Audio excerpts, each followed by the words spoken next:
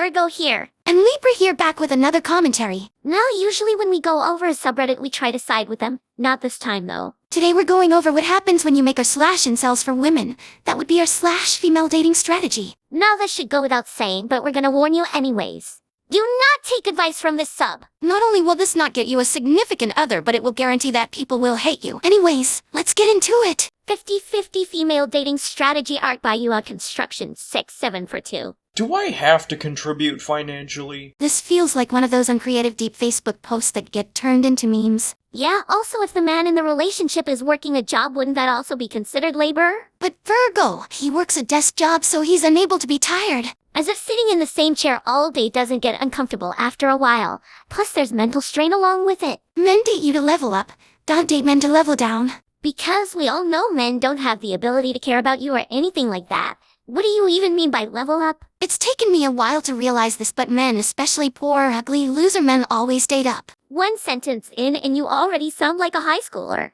Anytime someone tries to claim people are ugly or often unattractive in their own right. Same goes for people calling others poor. It's a myth that men date down. It's not, they just refer it to as dating someone in their own league. A beautiful woman on your arm is a massive signal of status. No matter if you live in your mom's basement or the CEO of a Fortune 500. Sounds like you're comparing yourself to others, and instead of bettering yourself you decide to take a shit on others to make you feel better. A hustling woman that asks for nothing and provides everything, especially helping him in his career, makes a man save tons of money, level up in the corporate world, and then leave her for his type. Those are gold diggers, and gold diggers are already frowned upon. There are tons of videos calling out gold diggers. This isn't a men thing, it's an asshole thing. If anything, most gold diggers are women. A woman that does all the emotional labor and therapy for him, saves him thousands on therapy, and he can exit the relationship as a shiny, new, polished man who's ready to take on his type. God forbid that a man's significant other give him love and support. You are convenient to him, but is he convenient to you? Okay, I will admit that this is a good concern, but given the rest of this post, that isn't saying much. Can you honestly say that your life has greatly improved in all areas because of him? Are you richer, calmer, healthier, and happier?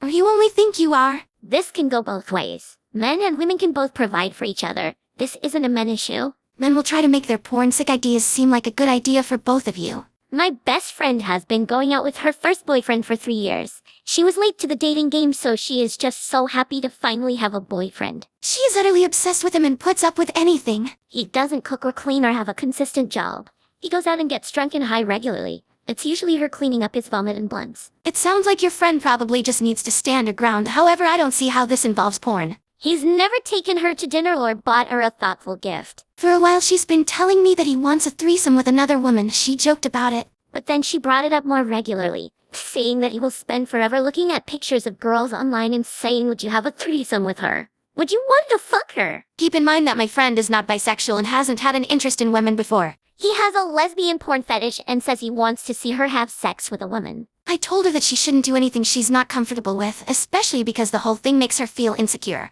Also made a casual comment that a man fetishizing lesbian sex is gross. Fetishization doesn't exist.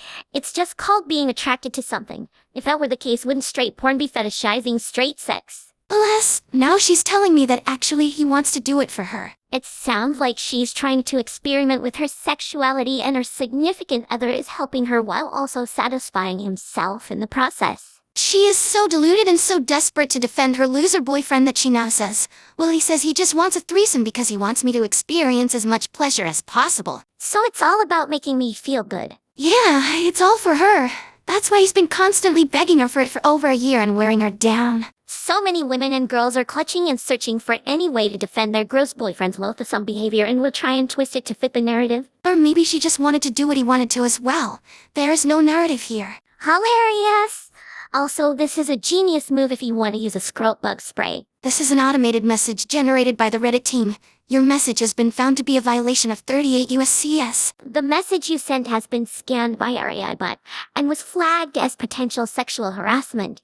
Your account is scheduled to be reported to your local authorities. If you believe this message was sent in error, reply help. Why not just use the block button? No, that's a movie I'd want to watch. I watched a Hallmark movie backwards. A woman in an ugly Christmas sweater dumped her loser small-town boyfriend to pursue a law career in New York City, where she lived happily ever after in pencil skirts and amazing shoes. You know you can have both a significant other and a job, right? They condition you young. All my I can fix him energy comes from being the quiet girl all the teachers would sit bad boys next to in class. I swear, anyone who identifies as the quiet girl are the most obnoxious people ever. You're so lucky your husband doesn't hate you. All men benefit from the actions of violent men. One sentence in and you've already sounded retarded. It keeps women in check. It allows men to perform the barest minimum and still feel good about themselves. The existence of violent men grants good men awards for basic decency. And what does this mindset do? Honestly, this is the mindset that makes women feel scared to even leave the house. Race play probably means he's low-key a racist. So liking a race is considered racist? That makes no sense. There! I said it! The same logic applies for rape play, but I'll leave that conversation for another day. Don't you love it when people say shitty takes but are too pussy to elaborate? Also, what does non-con have to do with race? This post is geared towards women in mixed-race relationships. Well, Carmen is busy right now, so tough shit. Meanwhile, Fucking lag, you piece of shit! Oh yeah, it's so lucky! It's going to sound obvious, but I fell in the trap, so I feel the need to warn others as well. If you're getting intimate with a dude and they ask or sometimes don't even ask to say certain race-specific things during dirty talk, girl run. Imagine having something happen during sex be involved in a breakup. I don't give a fuck if it's a positive stereotype.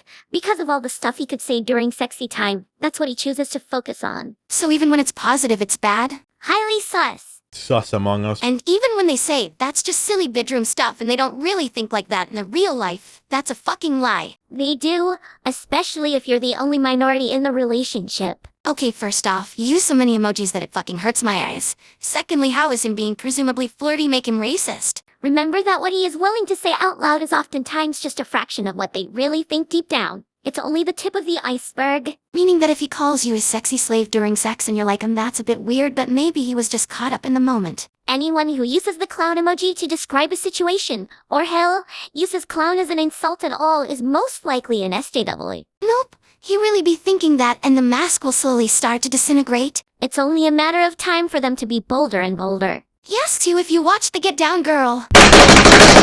Because God forbid he likes a random Netflix show. Does that show have anything to do with race? The week after, you go to the movies and during the ads at the start, the trailer for the Harriet movie comes on and he's laughing the whole time. There's absolutely nothing to laugh about.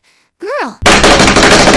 Okay, I will admit that is kind of weird and a little rude, but that's not a confirmation of racism. Also, that sounds oddly specific. Especially the fact that a trailer for a 2-year-old movie isn't really gonna be circulating. You watch the news together about a cop shooting an innocent bisexual person of color and he laughs again, girl. Again, that's oddly specific, and I fail to see the correlation between police brutality and race play. You take pictures together and he doesn't care to make sure you'll both be correctly exposed and visible in the picture. If you know, girl. No, I do not know. Fucking elaborate. He doesn't stand up for you when his brothers ask you, I get that you're born here, but where are you really from? BTW, his brother also dated that same ethnicity, so I think it's a weird fetish that runs in the family, girl. First off, how the hell is asking where are you from even an issue? Secondly, how do you know that he has a thing for mixed race stuff? Disclaimer, all of this happened pre-FDS, obviously.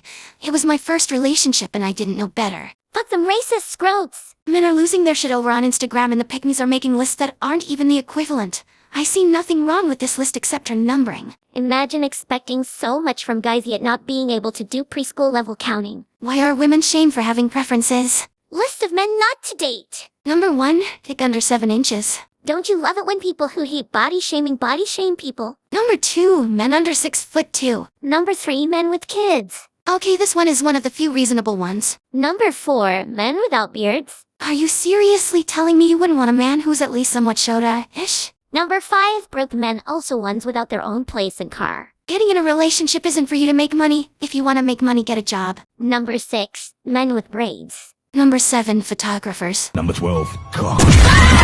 That's oddly specific. Why do I feel like a lot of these women are projecting? Number 7. Wait, did I read that wrong? Nope, she's just shit at counting. Yet she expects so much from men. Anyways, number 7, rappers. Number 8, men who claim to be alphas. This is only reasonable because men who claim to be alphas are often the biggest betas ever. If you're an alpha, let your actions do the talking. Alphas don't have to keep telling people they're alphas. I'm so alpha that I drink bull milk for breakfast. Keep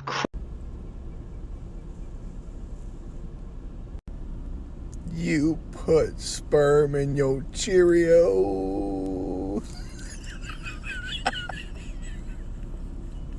Number 9, men who watch anime. Imagine not dating someone based on their interests. Number 10, gamers. How could you not date the most oppressed class? That's all for today. If you want more from us, you can watch Carmen's DeviantArt. If you want to support the channel, you can donate to her Patreon.